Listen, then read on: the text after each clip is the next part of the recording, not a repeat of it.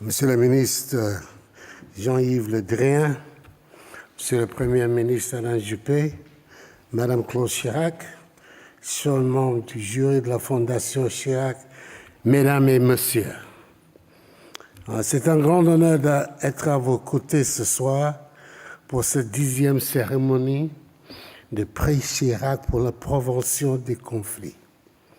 Je remercie le président Chirac et les administrateurs de la Fondation pour cette invitation à parler devant vous. Et de ce que j'ai entendu, je remercie Martin Chirac pour ses mots si chaleureux sur mon pays. Ils iront droit au cœur de tous les Ghanéens.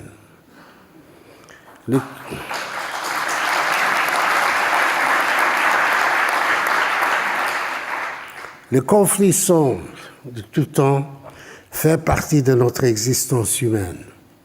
Et chaque époque apporte son propre genre de conflit. Je voudrais féliciter le président Chirac et la Fondation pour avoir choisi cette année d'honorer Madame Dinoushka Dissanayake et l'Atelier des artistes en exil, des lauréats ouvrant pour la justice et l'accueil des réfugiés. Ce sont des sujets austères mais cruciaux. Il aurait été bien plus facile de choisir des champs d'intervention moins ardus que ceux dans lesquels nos lauréats sont engagés. Le prix Chirac a été créé en 2009 pour soutenir des personnes ou des associations qui s'engagent, souvent au péril de leur vie, à prévenir les conflits et à promouvoir la paix. Il a pour objectif de donner à ces personnes extraordinaires la reconnaissance internationale qu'elles méritent et un soutien financier pour poursuivre leurs efforts en faveur de la paix. Il semble que lors de l'élaboration de la définition de ce prix, les administrateurs aient sûrement eu à l'esprit Madame Dinoushka Dissanayake. Avocate à la Cour suprême de Colombo, vous vous consacrez, Madame, à la défense des droits de l'homme de votre pays, le Sri Lanka, en vous investissant dans les affaires de justice les plus ingrates pour faire face aux conséquences et aux problèmes hérités de la guerre civile. C'est une œuvre de reconstruction qui mérite d'autant plus d'être saluée car ça fait loin des caméras de télévision, dans des bureaux où vous travaillez à faire dire le droit et la rendre intelligible aux plus vulnérables. Le prix Culture pour la paix a été lui créé en 2014 sur la conviction commune de la Fondation Chirac et de la Fondation Culture et Diversité que la culture, les arts et le dialogue interculturel sont des pierres angulaires pour la construction d'un pays durable entre les peuples et les communautés. Le lauréat de cette année me semble lui aussi un choix inspiré.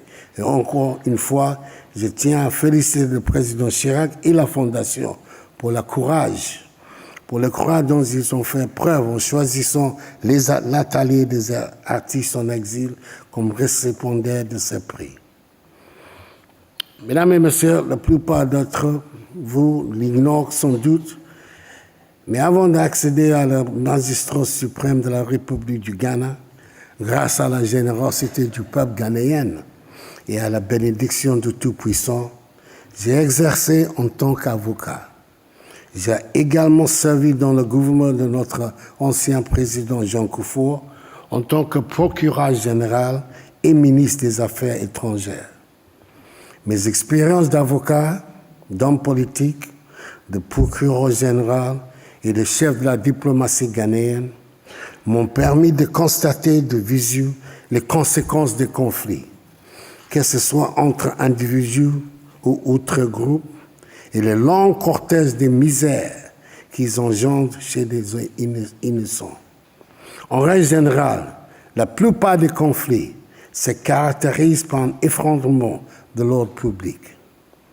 Partout où l'état de droit disparaît ou est bafoué, le conflit peut éclater. On a pu le constater au Sri Lanka, en Syrie, en Irak ou en République démocratique du Congo, comme dans la France de la guerre seconde mondiale. Aujourd'hui, certains d'entre nous regardent avec une certaine perplexité et parfois de la stupéfaction les connotations que le mot migrant a acquises dans l'Europe d'aujourd'hui. Certes, cela n'applique pas à tous les cas, mais lorsqu'une personne ou un groupe de personnes prend le chemin de l'exil, il s'agit souvent d'un acte de désespoir et cela signifie probablement que l'état de droit a été mis en échec dans le pays de départ. Je dis que certains d'entre nous regardent avec perplexité parce qu'il n'y a pas si longtemps, l'Europe a donné naissance au plus grand nombre de réfugiés que l'humanité a jamais connu. L'Haut Commissariat des Nations Unies pour les réfugiés, qui s'en souvient a vu le jour, a été créé spécifiquement pour faire face à la crise des réfugiés en Europe après la Seconde Guerre mondiale. Aujourd'hui, les réfugiés inspirent la peur et révèlent les instincts les plus bas en Europe et au-delà. Je répète donc que le choix de la Fondation Chirac pour l'attribution de ce deux prix m'inspire le plus grand respect. Il est aussi important de rappeler que le grand bouleversement survenu en Europe à l'époque tragique de la Deuxième Guerre mondiale ont été provoqués par la rupture de l'état de droit. Les bouleversements d'aujourd'hui sont de même provoqués par l'effondrement de l'état de droit et la perte de confiance dans l'ordre établi. Il nous sera toujours difficile d'éviter le conflit entièrement. Mais nous pouvons certainement prendre des mesures pour les minimiser. Pour commencer, nous devons démocratiser le processus juridique et rendre les lois compréhensibles pour tous les citoyens, au-delà de la seule fraternité juridique. Le langage de la loi devrait être simplifié afin que tout le monde puisse comprendre ce à quoi nous sommes tous censés obéir. Je ne propose pas rien de révolutionnaire et je suis sûr que des membres de ma profession, bien même connus comme conservateurs, accepteraient l'internalisation des lois en fonction des conditions locales. Il serait dans l'intérêt de tout que le citoyen ordinaire ne croit pas que le concept d'état de droit ne peut être compromis ou interprété que par un homme de loi, dans un langage absent, inaccessible à la plupart des gens.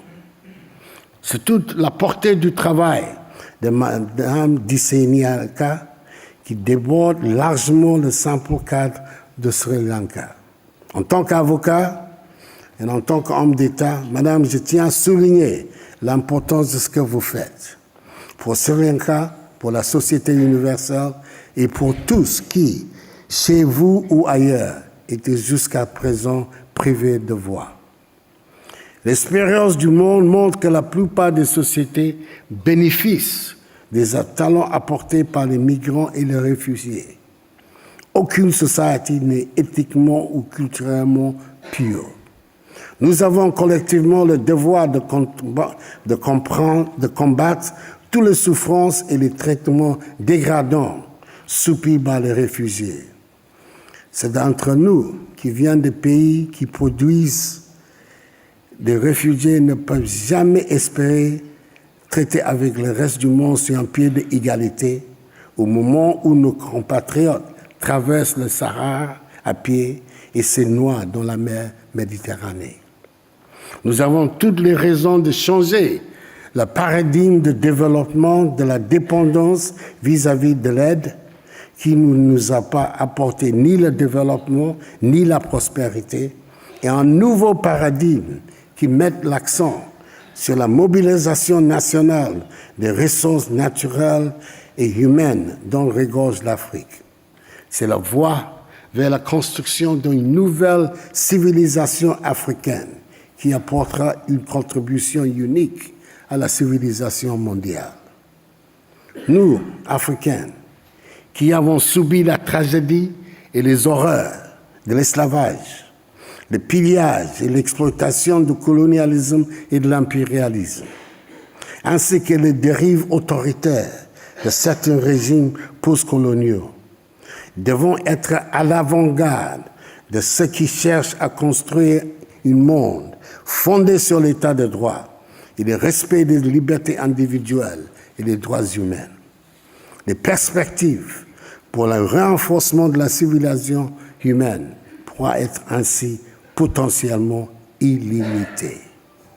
Il est dans notre intérêt que toutes les lois et les règles soient simplifiées pour faciliter la compréhension. Les gens ne devraient pas être victimes de la loi au seul motif qu'elle ne comprend pas de quoi on parle.